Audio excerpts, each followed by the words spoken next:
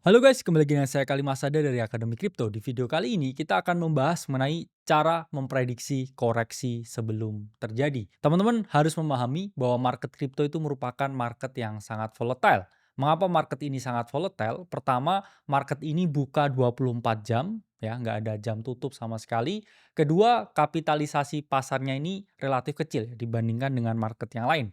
Ketiga, regulasi baru ya akan menggodok dan juga government ya atau pemerintah ini baru mau masuk ya ke dalam market ini. Itulah mengapa kalau kita lihat ya dibandingkan dengan market-market yang lain, market ini cenderung sangat volatile. Volatilitas itu yang akhirnya menyebabkan banyak sekali ya koreksi meskipun kita sedang ada di dalam bull market ya sampai saat ini. Dan teman-teman kalau bisa mengantisipasi potensi adanya koreksi meskipun nggak bisa ya 100% bener-bener exactly tahu kapan akan ada koreksi, seberapa banyak turunnya dan kapan berhentinya ya. Kalau ada yang tahu seperti itu pasti dia udah jadi Tuhan ya di market. Namun nggak ada yang bisa seperti itu. Kita hanya bisa mengantisipasi ya, bukan memprediksi 100% datangnya koreksi tersebut. Kalau teman-teman bisa tahu kapan kira-kira koreksi tersebut akan terjadi, teman-teman bisa pertama melakukan rebalancing portofolio ya. Teman-teman take profit beberapa posisi kemudian menambah ya pasokan liquid capital ya atau USDT supaya nanti kalau harganya ini turun lagi ya teman-teman bisa serok di bawah dan juga membeli ketika harga ini diskon atau harga koreksi. Dan ketika teman-teman bisa membeli ketika harga diskon atau koreksi, biasanya teman-teman ini akan jauh lebih percaya diri daripada ketika teman-teman ini overexpose ya. Beli di atas, beli di pucuk, nggak multiple entry, kemudian ketarik turun nih ke bawah, terus panik ya ketika merah terus teman-teman baru cut loss semuanya terus kemudian terbang ya harusnya kalau harga ini turun di bawah ya teman-teman ini koleksi lagi ya ketika koreksi harusnya koleksi beli lebih banyak lagi bukan sebaliknya atau kalau teman-teman di sini udah lebih advance teman-teman bisa pasang short position ya sebagai bentuk dari hedge atau ketika teman-teman melakukan hedging teman-teman mesti masih punya ya posisi di spot market tapi teman-teman bisa hedge di derivative market untuk pasang posisi terbalik dan ketika market ini mengalami penurunan, teman-teman ini bisa ya memperoleh keuntungan ya, at least menutup ya spot market teman-teman yang mengalami koreksi yang cukup signifikan. Nah, bagaimana cara mengetahui potensi adanya koreksi? Pertama adalah lihat keadaan makroekonomi. Teman-teman harus memahami bahwa market apapun itu selalu berkorelasi dengan keadaan ekonomi. Ketika keadaan ekonomi ini tidak baik-baik saja ya, market itu juga tidak baik-baik saja. Logikanya ya kalau buat makan aja sulit, ngapain kita harus trading di market? Ngapain kita harus investasi apapun di market? Ya kita penuhin dulu ya kebutuhan pokok kita. Baru setelah itu ketika kebutuhan pokok udah terpenuhi, baru kebutuhan-kebutuhan lain.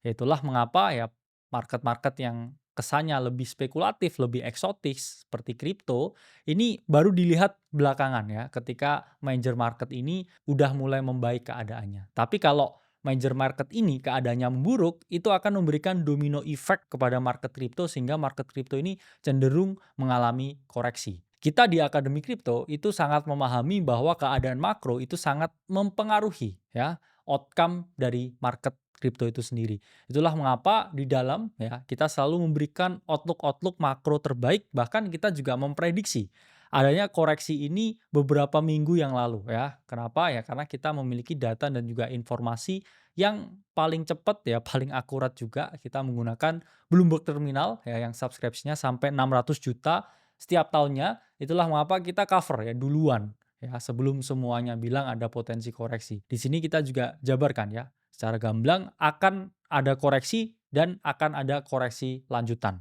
dari keadaan makro yang ada. Dan sekarang ini memang masih belum membaik. Mengapa? Karena Presiden Amerika terpilih ya yang baru yaitu adalah Donald Trump memang sangat pro kripto ya, tapi beliau ini juga sangat pro dengan kebijakan tarif.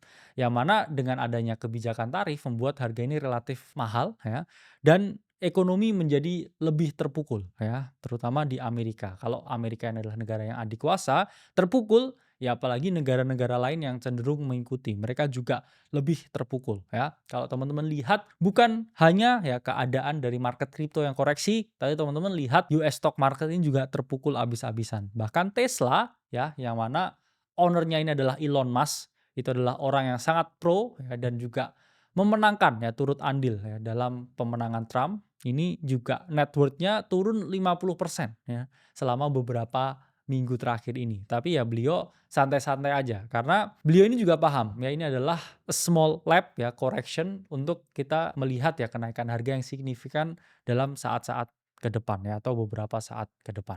Itulah mengapa sangat penting untuk melihat keadaan makro untuk menentukan kira-kira arah market kripto ini mau kemana. Teman-teman nggak perlu jadi ahli makro ya atau macroeconomics expert, tapi teman-teman lihat aja S&P 500 ya, atau indeks harga saham di US. Ketika S&P ini berpotensi ya untuk melakukan koreksi, begitu juga di market kripto ya. Intinya korelasinya hampir selalu positif ya.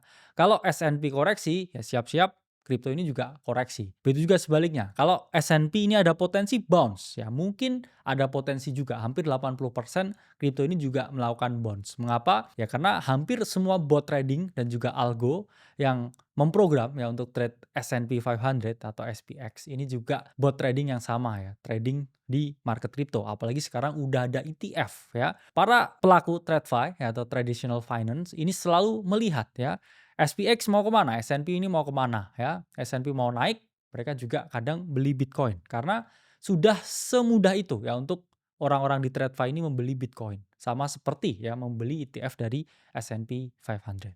Itulah mengapa teman-teman sangat penting untuk memahami bahwa keadaan makroekonomi sangat berpengaruh ya terhadap keadaan di market kripto. Jadi kalau teman-teman tahu ya keadaan ekonomi ini udah mau memburuk, ya itu mungkin pertanda ya teman-teman harus mulai kurangi posisi di kripto, udah mulai take profit ya, punya exposure yang lebih rendah dan menyiapkan ya adanya badai dalam waktu singkat ya atau koreksi yang mungkin terjadi. Kedua, waspadai berita too good to be true. Apa itu maksudnya berita too good to be true? Ya, berita too good to be true itu berarti adalah berita yang kalau kita baca ya sekilas ini nggak ada alasan untuk kita menjadi bearish. Malahan kalau kita baca berita tersebut kita akan cenderung bullish dan meningkatkan ya posisi yang kita miliki. Baru-baru ini ya US government ini mengadakan yang namanya Crypto Summit di White House dan mengundang berbagai pakar kripto di belahan dunia untuk membahas mengenai Bitcoin Reserve. Kalau orang biasa lihat itu, wah ini pasti sangat bullish. Mengapa? Ya US government ini akan membeli Bitcoin, ya membeli aset-aset kripto lain dan saya harus beli juga sebelum orang lain membeli. Tapi faktanya ya setelah berita itu diterbitkan, ya setelah Crypto Summit tersebut dilaksanakan, bukannya naik ya Bitcoin dan berbagai altcoin lain, yang ada justru ya Bitcoin drop ya kurang lebih 7-6%.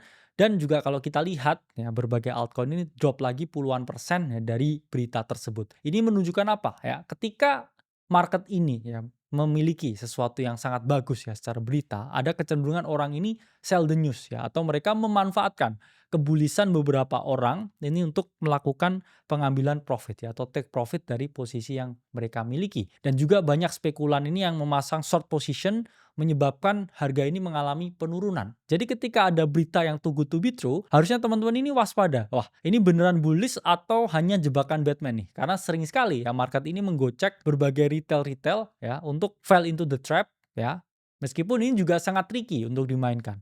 Karena apa? Ketika teman-teman, oke, saya expect sell the news. Jadi ketika mendekati ya berita-berita positif tertentu, saya akan take profit ya. Tapi juga gak ada yang tahu juga. Gimana kalau waktu itu memang benar-benar ya US ini tidak menerapkan budget neutral strategi, tapi langsung beli Bitcoin ya 1 juta Bitcoin ya dalam 5 tahun ke depan, yang ada harganya juga langsung mengalami kenaikan. Jadi the odds was 50-50 ya kalau teman-teman ngomong apakah akan ada sell the news atau tidak ya. Contohnya ini juga ya waktu itu di 2021 ketika Elon Musk ini tampil di Saturday Night Live ya. Waktu itu beliau ini akan mempromosikan ya sebenarnya pom-pom Dogecoin di national television ya. Bayangkan seperti di Indonesia ya ada televisi nasional, kemudian tokoh konglomerat di sini ya ini mempromosikan kripto tertentu di TV nasional secara live. Orang pasti berpikir ya, wah ini harganya bisa ke $1 nih Dogecoin ya. Dalam hitungan jam atau hitungan hari pasti ke $1. Tapi nyatanya ya semenjak itu Dogecoin tidak pernah recover dari harga tertinggi ketika Elon Musk ini tampil di SNL waktu itu. Jadi teman-teman harus memahami ketika berita ini too good to be true, harusnya ya kita mulai waspada, dan ketika ada potensi sell the news event ya kita bisa rebalance lagi portofolio kita untuk mengetahui nih ya, kira-kira kemana ya arah market ini akan bergerak dan seberapa banyak ya liquid capital yang harus saya siapkan sebelum saya potensi ya untuk serok dan juga buy the dip. Ketiga adalah waspadai ketika semua orang mulai euforia. Jadi saya pun juga manusia biasa ya teman-teman. Kadang saya pun juga merasa euforia ketika harga suatu aset ya atau altcoin ini naik berkali-kali lipat ya. Saya nggak tahu ini kapan akan berhenti naik dan event apa yang akan menyebabkan aset ini mengalami koreksi. Itulah mengapa kadang memang sangat sulit ya untuk take profit. Dan ketika semua orang euforia, teman-teman akan membaca ya headline-headline di media ya. Misalkan Bitcoin akan ke 150.000, ke 200.000, kemudian top trader ya di berbagai dunia ya dari JP Morgan, BlackRock ini memasang ya target sampai 1 juta dan lain sebagainya. Teman-teman harus mulai hati-hati dengan potensi koreksi yang mungkin ya terjadi. Karena ketika semua orang euforia ya, market itu kadang berkata sebaliknya ya. Biasanya akan terjadi koreksi dulu ya sebelum harga ini kembali mengalami kenaikan. Dan biasanya bukan hanya di media-media besar, tapi kalau teman-teman baca media sosial ya, ada juga ya orang-orang yang memasang target-target altcoin yang nggak masuk akal ya. Misalkan oke, XRP ini bakal ke $1.000 dan lain sebagainya. Di situ teman-teman harus mulai waspada karena biasanya ya market ini tidak setuju dengan konsensus publik yang mengatakan bahwa harga ini akan masih naik sedemikian banyak. Padahal market cap-nya itu udah puluhan billion US dollar ya. Kalau kita ngomong udah ratusan triliun. Gimana secara logis ya, ini butuh berapa banyak uang lagi yang masuk ke dalam ekosistem ya untuk dia naik berkali-kali lipat bahkan berpuluh-puluh kali lipat. Jadi di situ ya ketika retail ya ini mulai kembali ke market dan mereka membuat target-target yang tidak masuk akal, di situ teman-teman harusnya memahami nih. Ini mungkin udah deket ya koreksi market dan teman-teman harus siap ya untuk melakukan take profit. Keempat adalah perhatikan fear and greed index dan juga oscillator indicators. Kadang ada beberapa indicators tertentu ya secara teknikal yang bisa teman-teman gunakan untuk memprediksi ya potensi adanya koreksi. Pertama ini adalah indikator fear and greed index. Ya, indikator ini merupakan indikator yang menunjukkan ya tingkat ketakutan dan juga tingkat keserakahan manusia di market. Jadi spektrum di market itu hanya ada dua ya teman-teman, antara orang ini merasa sangat takut atau mereka merasa sangat serakah. Kadangkala ya ketika indikator ini berada di keadaan yang mereka ini sangat serakah, biasanya ya koreksi ini selalu terjadi. Dan kalau kita ngomong ya sebulan yang lalu Fear and Greed Index itu ada di sekitar angka 94 ya. Yang mana ini menunjukkan bahwa people was very greedy ya back then ya. Extreme greed atau keserakahan yang berlebihan. Tapi kalau sekarang ya ini mereka berada di keadaan yang extreme fear ya. Jadi harga ini ditarik ya dari 98.000 ya ke sekitar ya 78.000. Ini udah berubah nih ya dari yang sangat serakah dan juga menjadi sangat takut. Dan sekarang ya Fear and Greed Index ini ada di sekitar 24 yang mana menunjukkan ya orang-orang sekarang ini takut. Dan kadangkala ya ketika orang-orang takut ini nggak ada yang berani beli justru. Tapi mereka ini malah berani beli ketika mereka ini merasa serakah. Dan sekarang pun ya orang-orang ini justru tidak membeli apapun ketika koreksi ini, mereka takut. Mereka nunggu nanti naik lagi dan indikator ini menjadi serakah lagi, extreme greed lagi baru mereka beli. Dan kadangkala ya indikator ketika berada di keadaan extreme fear seperti saat ini biasanya ya not financial advice tapi saat yang terbaik ketika teman-teman mau melakukan scale in atau mulai melakukan pembelian atau mulai mau nabung-nabung di kripto dan juga nyicil-nyicil aset altcoin ya atau aset Bitcoin. Karena biasanya ya ketika dalam keadaan extreme fear seperti ini, orang ini nggak ada yang mau beli ya. Kemudian mereka akan melewatkan bounce yang ya sebenarnya kelihatan juga ya nanti akan terjadi bounce ketika market ini sudah dalam keadaan yang extreme fear. Teman-teman juga bisa melihat ya beberapa indikator oscillator ya seperti stochastic, MACD atau RSI ya, Relative Strength Index. Ketika teman-teman lihat di monthly time frame, weekly time frame ya atau time frame besar lain, biasanya ya ketika RSI ya, MACD atau stochastic ini di time frame besarnya ya dalam keadaan yang overbought atau sudah terlalu banyak orang melakukan pembelian,